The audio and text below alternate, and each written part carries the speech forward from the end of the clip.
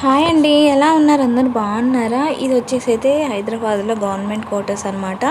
Hyderabad government క్వార్టర్స్లో అన్నీ కూడా, మేము ఉండే క్వార్టర్స్లో అయితే అన్నీ కూడా కస్టర్డ్ యాపిల్స్ చెట్లు, సీతాఫలకాయ చెట్లు, మామిడికాయ చెట్లు, పనసకాయ చెట్లు ఇవే ఉన్నాయండి. జాంకాయ చెట్లు కూడా ఎక్కువ కూడా గవర్నమెంట్లో ఏంటి అంటే చెట్లను కొట్టేయారు కాబట్టి ఇలా చెట్లయితే పెంచేస్తారనమాట. అలా చెట్లు ఉండడం వల్ల కూడా మనకి బెనిఫిట్ ఏంటంటే, మనం వాటర్ వేయకపోయినా ఎటువంటివి కూడా కెమికల్స్ యాడ్ చేయనవండి. దానంతకు అవి పండినవి.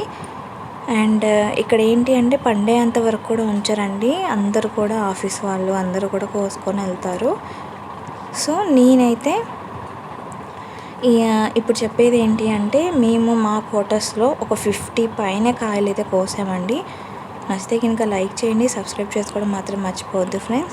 చూస్తున్నారు కదా, ఒక్కొక్క కాయ సైజ్ అయితే చెప్పలేము, మన అరచెయ్యి అంత ఉందన్నమాట. చాలా పెద్దగా ఉన్నాయి. 50 పైన కోసాను నేనైతే.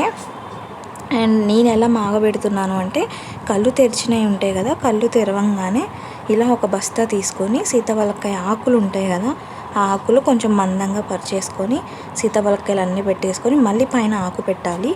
ఆకు పెట్టేసి ఈ బస్తాని క్లోజ్ చేయాలి గాలిపోకుండా. అలా పెట్టడం వల్ల ఏంటి అంటే గాలిపోకుండా ఉంటుంది. అండ్ ఒక రూమ్లో కానీ మంచం కింద కానీ గాలిపోని ప్లేస్లో పెట్టడం వల్ల అవి తొందరగా మగ్గుతాయి అన్నమాట. మనం ఎటువంటి పెస్టిసైడ్స్, కెమికల్స్ ఎటువంటివి కూడా యూస్ చేయొద్దు. అండ్ పండడానికి మందులు అలాంటివి కూడా వాడొద్దు అనమాట. తొందరగా పండాలి అంటే మాత్రం ఇలా ఆకులు మధ్యలో పెడితే ఈజీగా పండిపోతుంది. అండ్ ఆకులు కాదు అనుకుంటే గడ్డి ఉంటుంది కదా, ఎండిగడ్డి, అదైనా పెట్టొచ్చు.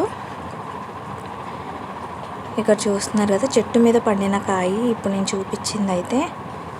ఇలా చాలా చెట్లు ఉన్నాయండి. ఇది ఒక ఏమంటారు, పెద్ద అడవి కాబట్టి ఒక తోట అనే చెప్పుకోవచ్చు.